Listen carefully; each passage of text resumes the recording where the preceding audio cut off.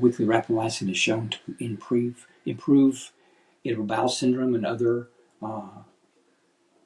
conditions in the GI tract period. The person who probably has the most personal experience for prescribing rapamycin to his patients is Alan Green. Alan Green has his own medical practice in New York, focusing on longevity. He has an experience of over 1,200 patients at the time he recorded his podcast, which is April of 2023. So I'm sure his numbers have gone up since that time. He's thought to be one of the main thought leaders in rapamycin, and he doesn't cycle. Many of the experts will take 3 months on, 3 months off, 6 months, 6 months off, like Mark Kaberlin. But Alan Green prescribes for his patients. I think the closest is for men, it was 6 milligrams once a week, and for women, it was 4 milligrams once a week. And he doesn't cycle it unless you have an injury where you're healing or you're planning surgery. He'll stop it temporarily. But he's probably written more prescriptions and advocated for rapamycin longer than anyone else. So the other thought that I had was, the only thing it has shown to extend life as long as rapamycin has been calorie restriction, and not just intermittent fasting. We're talking about reducing your caloric intake by 40%.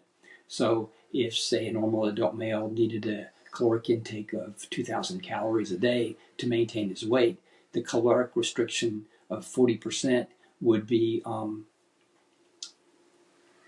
removing 400 calories from that diet. And so, 40% would be removing 800 calories from the diet. So subsisting on about 1,200 calories a day instead of 2,000. One, you get extremely thin. Two, you get extremely hungry.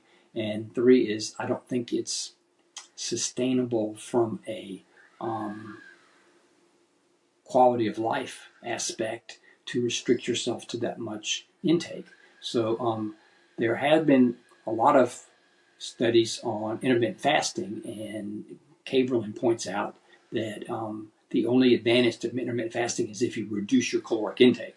If you're eating the same number of calories, but in an 8-hour period during the day, and then nothing after that, there's really not a lot gained in any studies by doing that, opposed to just reducing the number of calories you take in. There's all this talk about what your cortisol levels do, what your insulin levels do, and growth hormones signaling and all different things. But really, when you look at the definitive studies on it, it only makes a difference if you actually are reducing the amount of calories you take in, which is what we all need to do.